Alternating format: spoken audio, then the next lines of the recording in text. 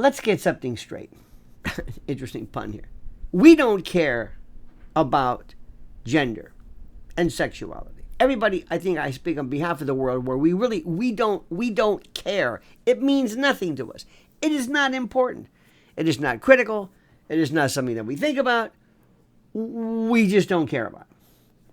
But yet, when we bring it up, we are told that somehow there's something that we're transphobic. In the case of Brigitte Macron, especially after she's knocking the hell out of her husband, which she may or may not have done it. I don't know. Imagine if Melania had done that. Oh my God, they'd be filing police complaints. Why is it that we are supposed to talk about it at the behest and at the insistence of the radical left, but not on our own terms? Why is it that people like Candace Owens cannot say, wait a minute, is she a biological man? If she does bring it up, then somehow she's a transphobic whatever, someone fixated on something irrelevant, as is the notion of such and such. Does that make any sense to you? Okay. And it's critical that we understand what does and what doesn't make sense. Does it really, is it really of anybody's importance? Why is it that we can't ask whether somebody was born a man? Forget the fact that she's 24 years his senior. 24 years, okay, fine. Bill Belichick, it happens. Forget the fact that he was a teacher and whatever it is, and there might have been some type of going. That I think there comes a point where we kind of put that behind us. But the issue I find interesting is that why is it not important? And why is it that everything in the world that people want to know regarding President Trump, why is it that everything that he does, that he suggests, that he even intimates, as far as his own particular lifestyle, his own family, his own wife, his own women, his own whatever, why it's under scrutiny, it's under the microscope, but far be it from us, or anybody for that matter, to talk about this. And why is Candace Owens, why has she struck a nerve? Now, Candace Owens, I think, is fascinating. There's a separate issue. I find her interesting, but I, being an armchair Freudian myself, I think she has her own issues regarding this. And those issues are as follows. Whether she is indeed herself fighting with the notion of identity, not as a woman or as a straight woman or anything like that, but as a black, proud woman in a world pretty much immersed in white ideology and conservative ideology. Let me change my thing here. That makes sense to you? She is a woman who, for all practical purposes, has abandoned the particular scripted narrative of the African American collective thought. She finds herself too busy and too often talking about ideas and things and positions that are of no one's interest, except people who happen to be purveyors and proponents and consumers of Fox News and Breitbart. She is a woman who speaks clearly, perfectly, eloquently, certainly not a la Jasmine Crockett, and I'm not using this ghetto thing, but this, what do they call it, African American English version or something along those lines. Do you follow what I'm saying?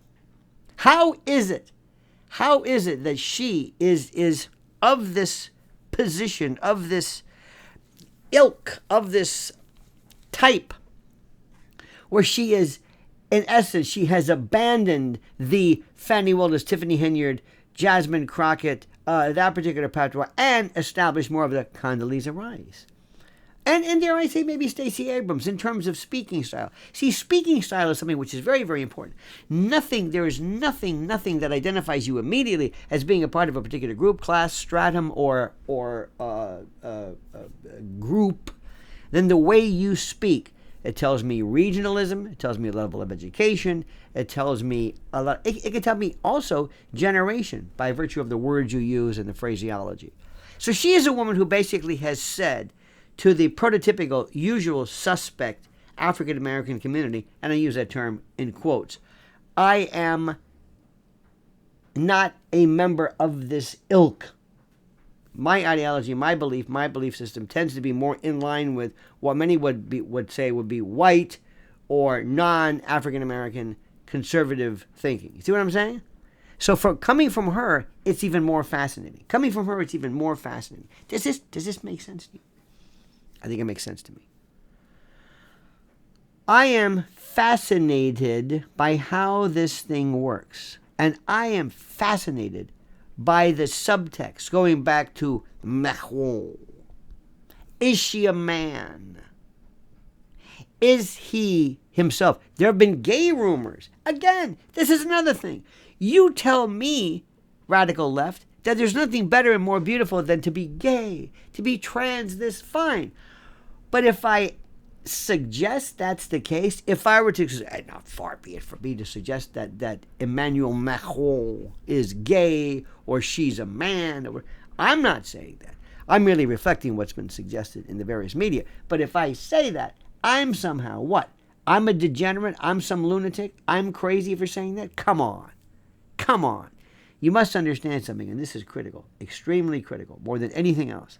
This is the thing which is the most important. You can't tell me that I have to ask you for permission when I want to talk about the subjects that you cram down our throats. Can't have it both ways. You can't have it both ways. You can't turn around and say that you decide. I'll talk about this. I'll talk about this. I'll talk about Juicy Smellet. I'll talk about Fannie Willis. I'll talk about whatever it is on my time, on our time. And the same thing goes for President Trump. It doesn't go that way.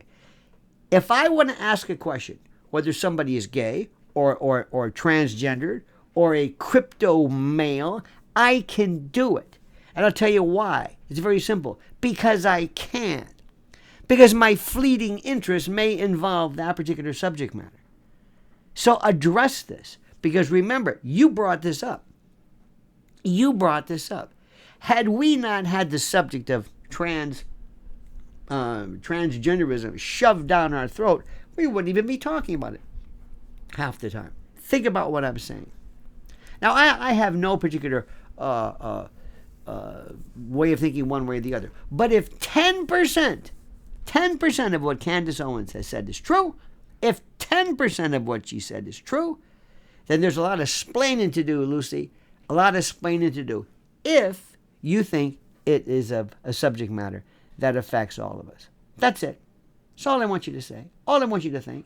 Remember, I get to ask what I want to ask because I'm interested. That's it. And I don't have to ask for permission, and neither do we. What do you think about this? I've got some questions for you to answer in my section in the follow-up. Put your answers down. Let me see what you think. I love your comments. Please like this video. Hit the button or the like to be the button to be indicated and to be notified of live streams and new videos. And whatever you do, make sure you subscribe too. And for all, whatever you do, make sure you comment as we and you and I and everybody sees fit.